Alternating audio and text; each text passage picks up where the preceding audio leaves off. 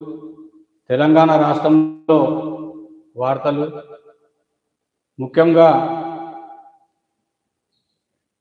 పత్తి రైతుల కష్టాలు, కొర్రీలతో కన్నీళ్లు, దూది రైతు దుఃఖం, ప్రభుత్వ నిర్వాహకం పత్తి రైతులకు శాపం, తేమ పేరిట కొనుగోళ్లకు సీసీఐ నిరాకరణ, అన్నదాతకు శాపంగా ఎకరానికి 7 క్వింటళ్లు, ప్రైవేటుకు అమ్మితే క్వింటాల్కు 1300 నష్టం, నేటి నుంచి జిన్నింగ్ మిల్లుల మూసివేత.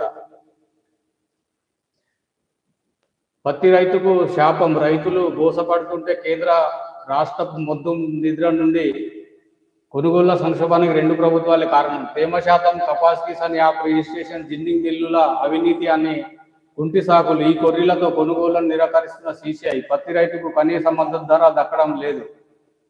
నెలలో కేవలం 1.12 లక్షల టన్నులే కొనుగోళ్లు. కేంద్రంపై ముఖ్యమంత్రి, ఎంపీలు ఒత్తిడి తేవాలి. BRS working president KTR demand.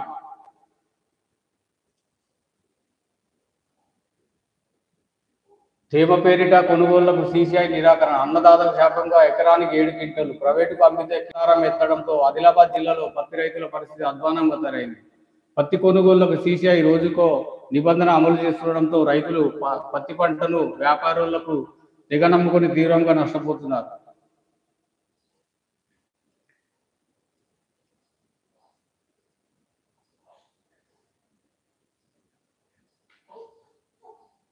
దీంతో రైతులు గత్యంతరం లేక తమ పంటను ప్రైవేటు వ్యాపారాలు విక్రయించి తీవ్రంగా నష్టపోతున్నాయి. సీసీఐ ఈ ఏడాది పత్తి కొనుగోళ్ల విషయంలో మొదటి నుంచి రైతులను తిప్పలు పెడుతుంది.